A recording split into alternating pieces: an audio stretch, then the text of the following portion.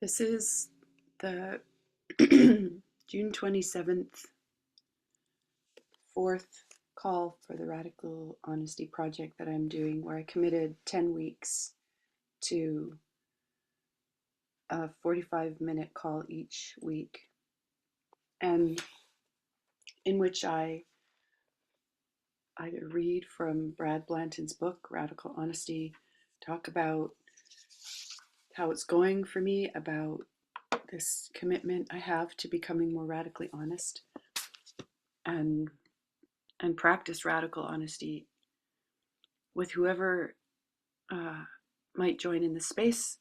And today, so far, nobody's here, and I feel joy because since last week's call, there, when last week I had just found out from Jordan that she would be joining the Radical Honesty Project Telegram group, and a couple of days ago I found out from Kian Nasser that he also is, and he's in. And I feel super glad about that because Kian also wants to hold space for a Radical Honesty series. He had watched my conversation with Michael Allen Kolb, when we were talking about the series that I'd agreed to organize with Mac, where Mac would be delivering the series. And Kian asked me about, like, why I wouldn't deliver a series myself. And while there's like real relevance to my wanting to be in a space with somebody who has been delivering radical honesty trainings for a number of years and who is trained to do that, I also, yeah, became more honest in the space with Kian that I've got well, that the work I do is contexted differently than the work that the trainers in the radical honesty game world do, even though it, I don't know, I'm having, I don't know how it is. I don't know how it is in that game world. And it's possible that the radical honesty game world is contexted in adult responsibility, where there's stuff about fairness uh, and a kind of, like, yeah, just, that there are distinctions that I can use because I study and use possibility management, and the distinctions, tools, thought maps, and processes of possibility management that empower radical responsibility in very clear, direct ways. Whereas my sense is that the distinctions and tools and maps and processes alive in the radical honesty game world certainly headed in that direction, certainly take one to the edge of modern culture, because modern culture is a culture where lies and dishonesty are normal and not unexpected. In fact, often accepted and worked with, and it's not questioned sometimes. I mean, I think of marketing, like that a razor with four blades stuck in it is actually significantly more effective at making a man sexier than a razor with three blades stuck in it. I just, this boggles my mind that that, that this lies like this can be put on televisions around the world. In any case, so here we are. And I came out of Heart Gym just about half an hour ago, and the exercise in the space was to share with my partner my fear about authentically relating with him, radically relating with him, honestly relating with him. And I had tears running down my face about my fears and about daring to be radically honest and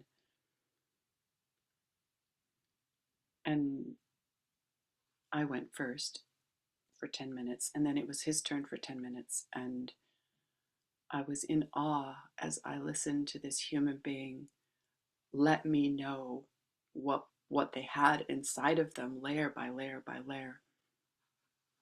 And I love that I was often surprised. I This gives me more clarity about how often I assume things about people and just therefore don't give them space to communicate what they have. And I also got this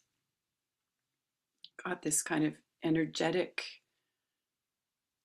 reality experience that as I share in contact with another person what's really going on with me, that this is what kind of uh, creates points of contact. And that when I have things going on in me and I might think them, but I don't speak them, then it's almost as if they stay in my space and they build walls. So, what could be a point of contact is kept from being a point of contact by me not speaking it. And yeah, that was wild to really get. And not that it particularly emboldens me to say the things, uh, because I still feel scared about relating to people who live on the old map of feeling, where feeling itself is just bad and wrong and a problem, or if there's right feelings and wrong feelings, and a right place and a wrong place to feel, and a right place and a wrong place to say what you feel, and that causing somebody to feel something is an error. It means that you aren't kind, or and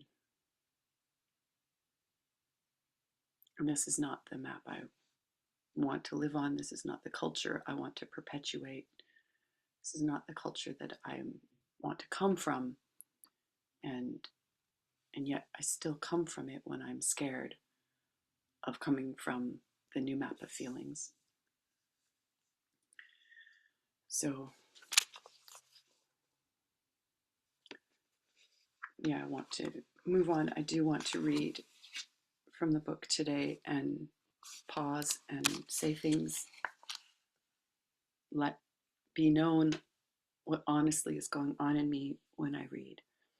So this is page 1, the introduction, where Brad Blanton is speaking. He says, I'm 64 years old. I've been a psychotherapist in Washington, D.C. for 30 years. Yeah, one of my thoughts is like, fuck you that you get to be paid, well paid in a big city for 30 years. People come to my office and pay me money to pay attention to them and do what I can to help out. Yes, pisses me off. People have been coming to me my whole life to pay attention to them and do what I can to help out. And okay, victim story. Don't want that. I have some skill in helping people find ways to make their lives work. Me too. This is what I've learned. We all lie like hell. Yes, it wears us out. It is the major source of all human stress. Lying kills people. The kind of lying that is most deadly is withholding, or keeping back information from someone we think would be affected by it. Psychological illness of the severest kind is the result of this kind of lying. Psychological healing is possible only with the freedom that comes from not hiding anymore. Wow, I wonder what he's discovered with people who are, say, who have, I guess that would be psychiatric illness categorized in modern culture rather than psychological illness. Yeah, I wonder what his experience is with. I guess he's a psychologist, so he doesn't deal with people with psychiatric diagnoses. Still, I wonder, having encountered and had intimate relating with at least one person who had a psychiatric illness, uh,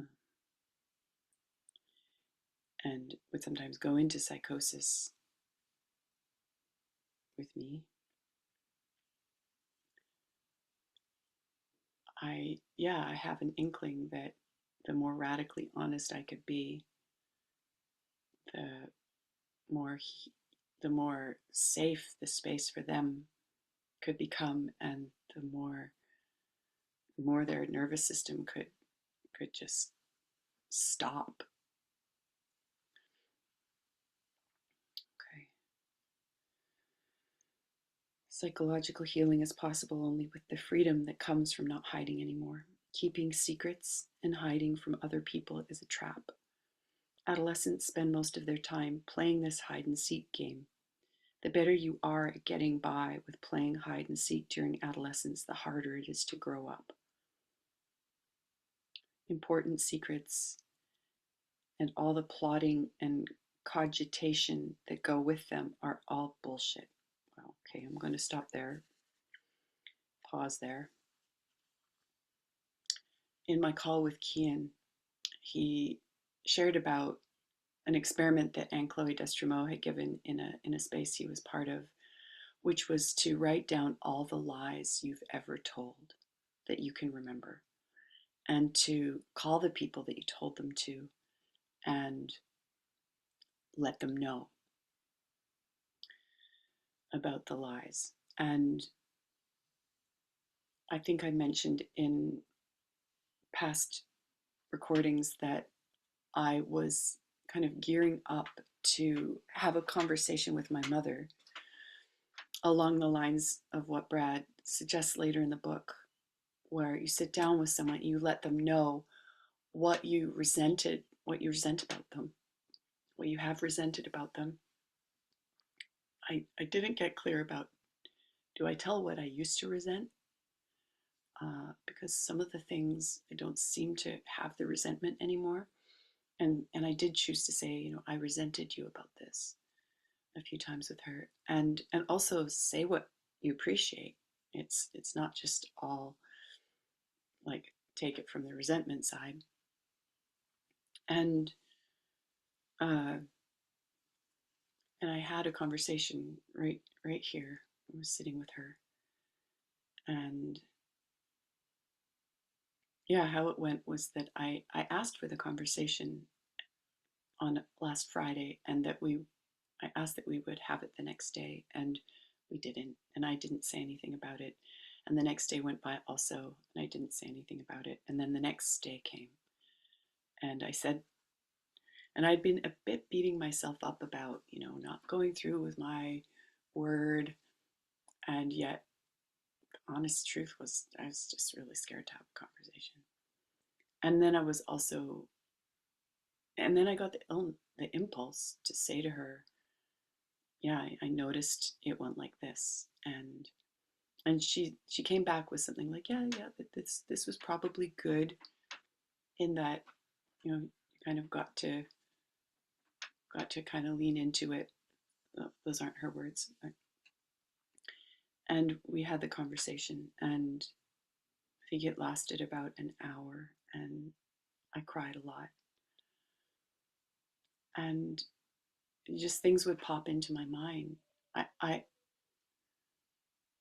She started just talking, and then I stopped, and asked her at one point, will you say what you resented me for?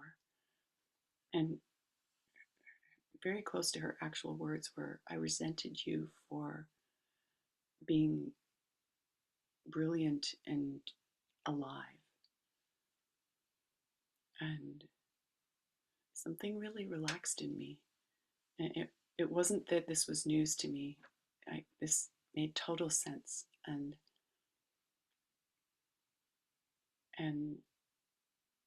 yeah, and it broke something open in me. It broke my heart open. And somehow it went how it went. Gosh, I wish I'd recorded it. Uh,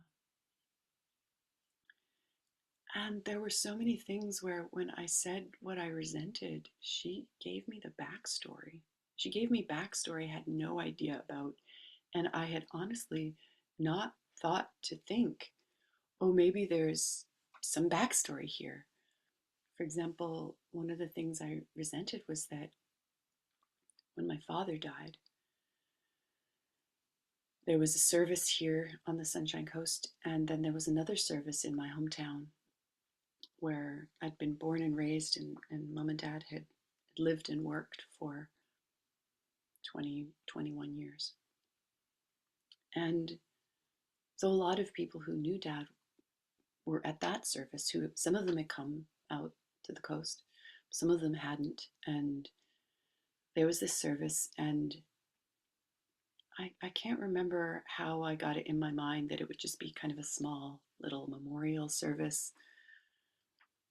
Uh, and and yet, like, I didn't kind of think outside of that thought. And partly it was that mom didn't invite me to come with her. And I had Sagan, he was a couple of years old by then.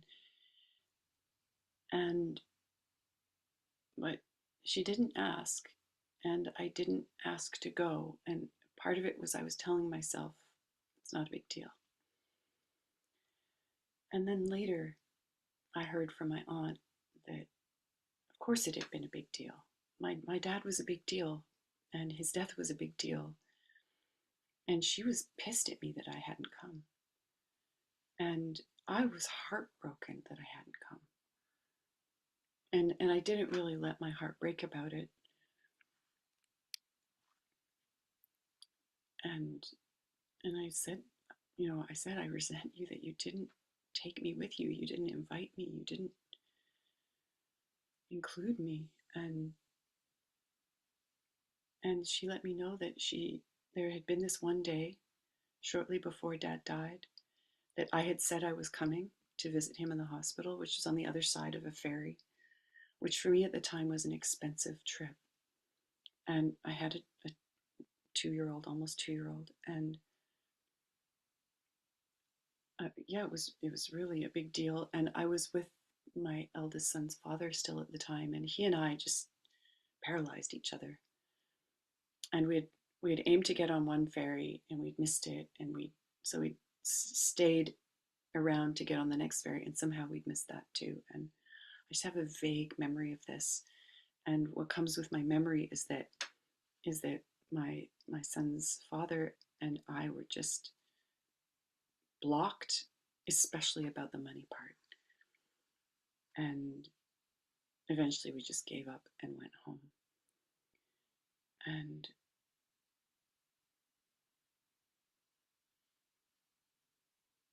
and mom was just she said that what she thought was that if I didn't care to come and visit my father, then obviously I didn't care to go to his memorial service. And I thought, wow, she took revenge on me. And and I was totally okay with it. And it was, as we were talking, I was okay with it. And this is really what I got from the conversation, was just how much I have grown up with this distinction that everybody has these survival strategies, these bright principles at work, these shadow principles at work.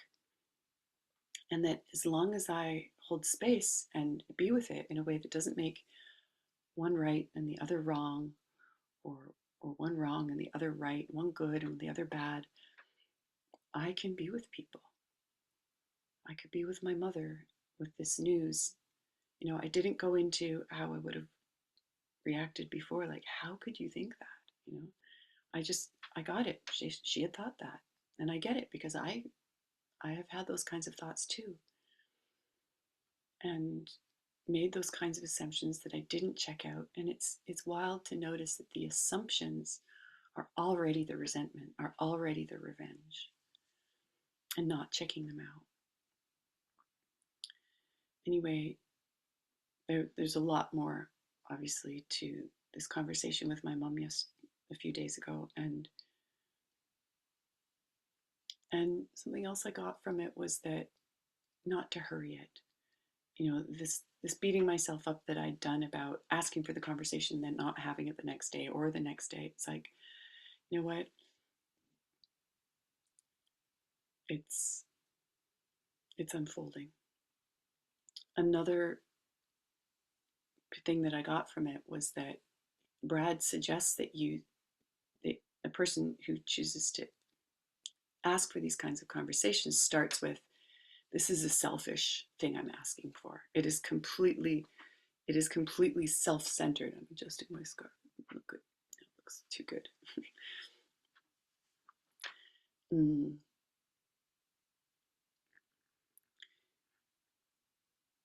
And I didn't say this. I didn't say, this is a completely selfish thing I want. And I did say something along those lines. I did say that, why I want this with her is because really, and I'm scared that I'm on the edge here with a victim story and just saying how it is. How it is that I have two brothers. I have a mother. My brothers each have wives, and they each have one and then two children. I have four children. My four children have three fathers. And out of all of that kind of blood and in-law family, including the in-laws that I had effectively with the other parent of my children, out of those people, I I only I'm really only in regular communication with my mother. And this only because I live with her. When we are apart, the communication has been historically scanty. And in the more in the last 2 years, when the level of frequency of communication has gone up, when we're not together, it's still quite scanty, and it's mostly when you're coming home. And I have a lot of resentment about the frequency of communication, and that it seems it's up to me to make the communication. So, but what I did say to my mother is that, you're all I've got in terms of someone to practice radical honesty with, who cares about me enough, and where we have enough kind of shit to work through, that this gives me a chance to build these muscles, these radical honesty muscles. And as much as the heart gym and other possibility management spaces give me a chance to build these muscles, in a way, it's in these kinds of spaces, it's not as intensive a workout, because there's already a new culture. There's already a new culture that says radical honesty is what we're going for. Authenticity about feelings and letting them be as big as they are, and is what we're going for. And yes, discerning, is it an emotion or a feeling? Is it a box, story, belief? And what does my being have to say? Is it a non-adult ego state? And what does my adult ego state have about it? It's makes it easier to practice radical honesty in the context of radical responsibility, where there isn't a context of another level of responsibility active in the space and activating me in the space, because I haven't yet got this ability yet to source that space consistently, that level of responsibility. So this is some of what I learned from my conversation with my mother. I've also been learning a lot about the ego state distinctions from doing a daily experiment where from my adult ego state, I shift into whichever ego state is most available, whether child, parent, gremlin, or demon. And I speak from that ego state, and then I come back to my adult ego state and check, is there more? And when each of the ego state kind of, when I let it come alive in myself, and when there's not more to say, I come out of it and go into the next one and the next one and the next one.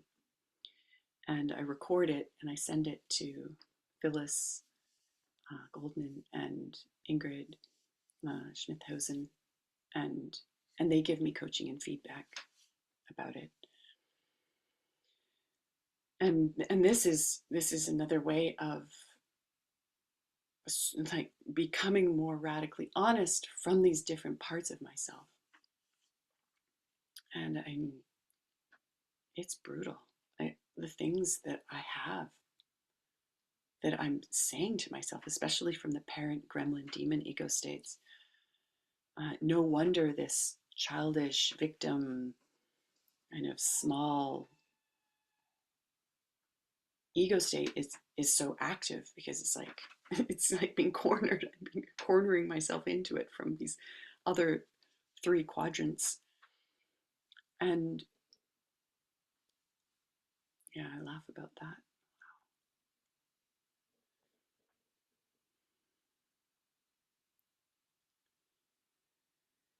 I also had a process yesterday with Sonia Gonsalves, and really it was ended up being about bringing my being forward, like really bringing my being. And I had such tension in my solar plexus and in the back of my neck. It was just like, no, I can't. And she just kept holding space and saying, yeah, just feel it and feel it. And it was like this mixture of like fear screams and anger and sadness. It was as if I was making my way through that wall to make contact with her. And when I got there, I could barely be there. And she said, okay, now you've got the map. You've done it. You know how it goes. And now my experiment is to, for 10 minutes a day, ask to do it. So with someone who I have a hard time being vulnerable with. So I've committed to this experiment, and I noticed that, yeah, yesterday I was like, okay, well, I did it in the call, so I don't need to do it again today, which was a bit of a cop-out. And I feel glad, because today I leave to go to a gathering, and I will ask there. My options are have the wall up, pull my being back, have this wall and distance, or just to notice it and be bringing my being forward. And when I notice that's hard, saying, hey, will you hold space for me to do an experiment that I have been doing, an experiment that I have not been doing it yet, where for 10 minutes I bring myself forward from this held back place that I've been living in, even though I'm scared to be vulnerable with you as I barely know you. And will you hold space for 10 minutes for that for me? I'm glad I practiced saying it. I'll take out my phone, I'll set a timer and go. And gosh, wow, I just realized I will be scared to really do it in case people go by and wonder what's going on. And okay, so I would ask to go somewhere and do that with them. Okay, feel glad about kind of having this like more preparation. This is what I'm talking about, this kind of unfolding. It's like, okay, it's not like you just go from being radically dishonest to being radically honest. It's like, it's an unfolding. I will continue reading. This is close to the bottom of page 1. The mind is a jail built out of bullshit. This book tells how the bullshit jail of the mind gets built and how to escape. It's so much like expanding the box, hey, possibility managers. This is a how-to book on freedom. Withholding from other people, not telling them about what we feel or think, keeps us locked in the jail. The longer we remain in that jail, the quicker we decline. We either escape or we go dead. The way out is to get good at telling the truth.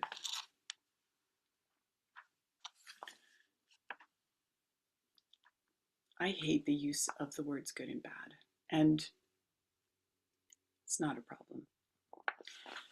I would want to say the way out is to get more skilled, is to gain skill at telling the truth, is to develop skill at telling the truth. My clients are mostly people in the 20 to 65 year age range who are depressed, anxious, angry, burnt out, or a combination thereof.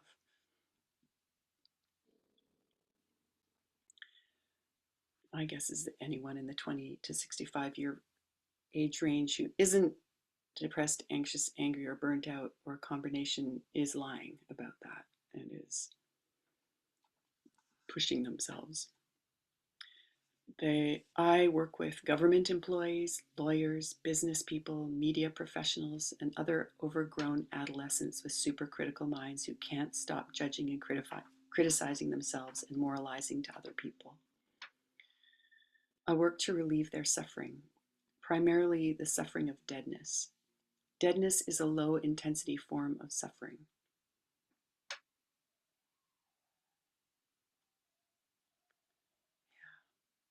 It is the result of staying on guard against imagined greater dangers. Yeah, this is what became so clear again in the I feel scared to really relate with you, to make contact with you, to have you on my team exercise, which I've done several times before, but this was the one in Heart Gym this morning, where, yeah, it's like so much of it is this really in danger of happening here with this person? Probably not. And yet, the fear prevails. These imagined dangers, imagined greater dangers. You know, really, it wouldn't have been that big a deal if my partner in the Heart Gym this morning had decided, yeah, sure, I'll do experiments with you in Heart Gym, but I don't want to get to know you outside of Heart Gym. I'm never going to come and visit you. I'm never going to invite you to come and visit me. I'm never going to go to any of your offers. I'm not going to send anyone to any of your offers. Actually, you might want to do that. Maybe I'll ask. But yeah, this greater danger was like that he would come to know me as someone he thought was worth knowing, and that then between the two of us, something would happen that would change his mind, and he would be out. And he wouldn't just be like, you know what, Nicole, it's been interesting, it's been wonderful at times, it's also been hard at times, relating with you, and I'm going to make other things a priority right now. I wish you the best. You know, that might have been like, ooh, ouch. But my fear is that it would be like it's been with, and these scenarios come to mind, all from the past, things that I didn't know how for it not to go that way, and it went that way, and I just never want it to happen that way again. And yet I survived all of those and I learned from all of those. So, really, how bad could it be?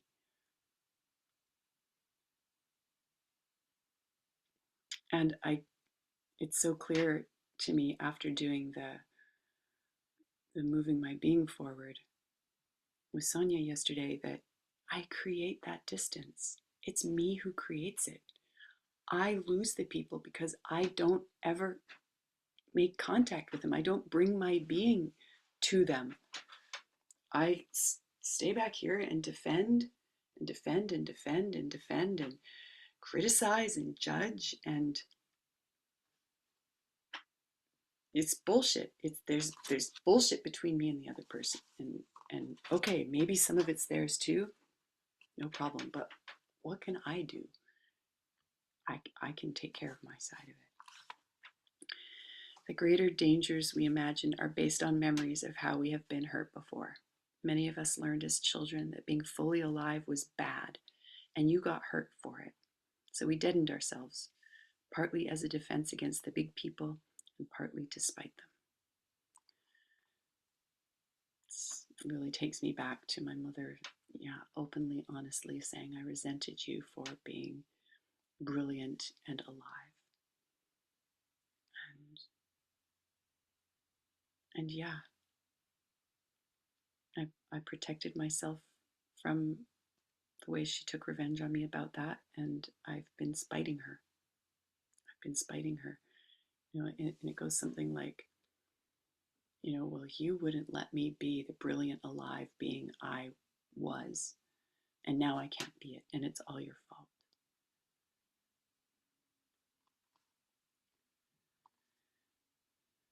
It's not her fault. Yes, she played a part, and I survived. I created survival strategies to survive, and I survived. And now my life is up to me. I choose how it goes for me from now on. I've been choosing since I've been choosing since I was probably 7 years old.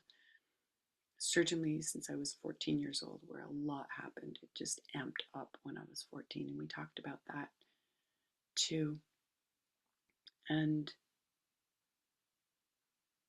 yeah, just a lot of resentment from her for me being big and bold and alive, and a lot of resentment from me that she didn't do more to figure out how not to be. And I can't change the past.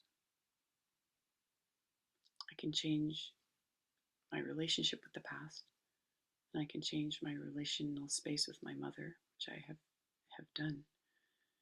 To actually, she called it miraculous. She said that she thinks that the changes that I have made for myself are miraculous.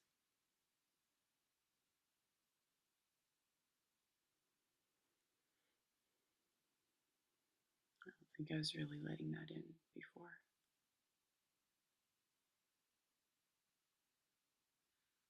Yeah, I get this. Okay, if I can create those kinds of different results, where she thinks that something I've done is miraculous,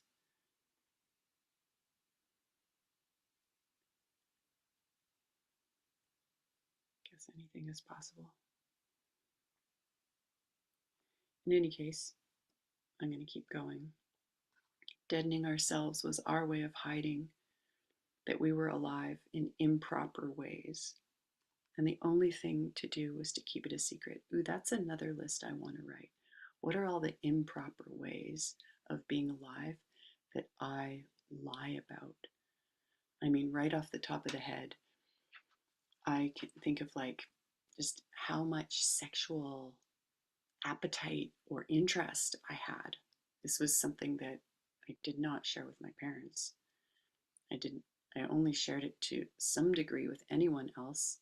And when it came to, behind closed doors with young men who were like, okay, we're each other's experiment partners about this mysterious land of sexuality that nobody else is really talking about. Uh, Even in some of those relations, I held back from how I really would have been if I wasn't holding back for fear of being thought or judged improper. So that would be, yeah, I guess that would be part of the list of lies. Terrifying. Okay. The path we must follow, the path we can follow, I would say, to get over the suffering of the deadness leads initially into greater suffering.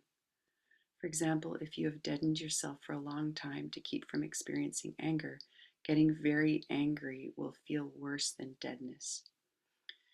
That's what Rage Club is for. But it's only your willingness to feel worse that will allow you to feel better.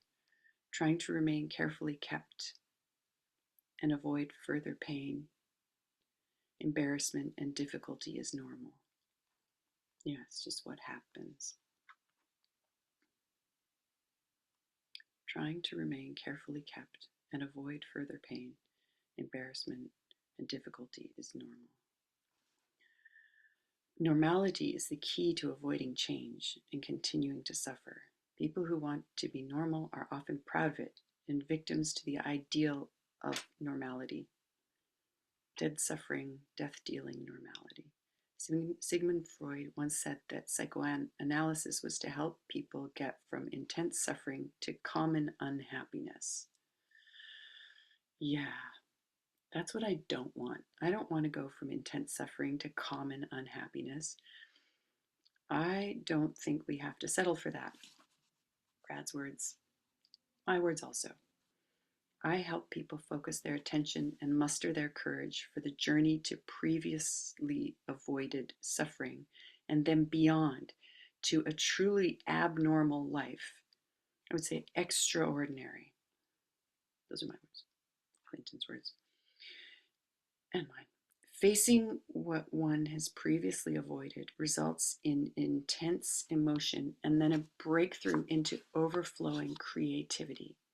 That overflowing creativity is the source of power for changing or reshaping our lives. This is why I study and use possibility management, because this is really what expanding the box is all about facing what one has previously avoided. And this results in intense emotion and then breakthrough into overflowing creativity. That overflowing creativity is the source of power for changing or reshaping our lives. I work like a body shop mechanic works to fix a bent fender. When, how, and particularly why an accident occurred doesn't make a damn bit of difference to the body shop man. He's only interested in results. He'll bang around the outside of the fender with a rubber mallet, tap it from the inside with a ball peen hammer, drill a hole, attach a rod, try to pull it out, or hit it with a rock. When it pops out, if it does, he sands it off, paints it, and sends it out. If it doesn't pop out, he replaces it. He's pragmatic, experienced, and confident of the essential flexibility of the material with which he works. Careful attention to detail and experimentation with each new dent bring consistent results. He is pragmatic, experienced, and confident with the essential flexibility of the material, or lack thereof. Yeah. What boxes are made out of has a certain essential flexibility slash inflexibility. It takes impact. I work on individual self-created suffering with people who are responsible for continuing to create their own suffering. Like the body shop man and the owner of the car, we concentrate on the condition of the machine and the results we want. We don't have to figure out how the accident happened. And we judge the success or failure of our efforts by how close we've come to the results we want.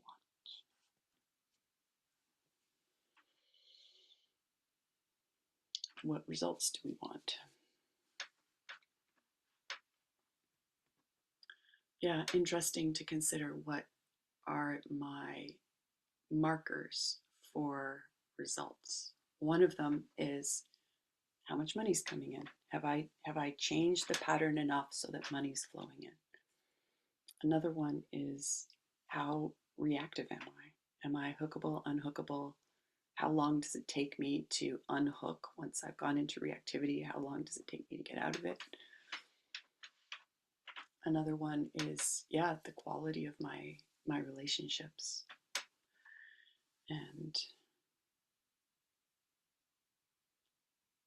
how much ecstasy is in my system. That's 45 minutes. I'm going to put bookmark in here. It's almost 2/3 of the way down page 3. Signing off until next time. I will probably do a little bit more on my own here, including writing and putting the video in the Telegram group. Thank you for listening, whoever listened. Thank you for being with me in this adventure of becoming more radically honest.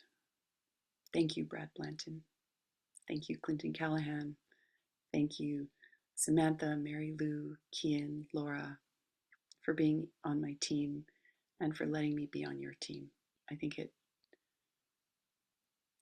takes a lot to dare be radically honest in front of somebody else. And yeah, go. Goodbye for now.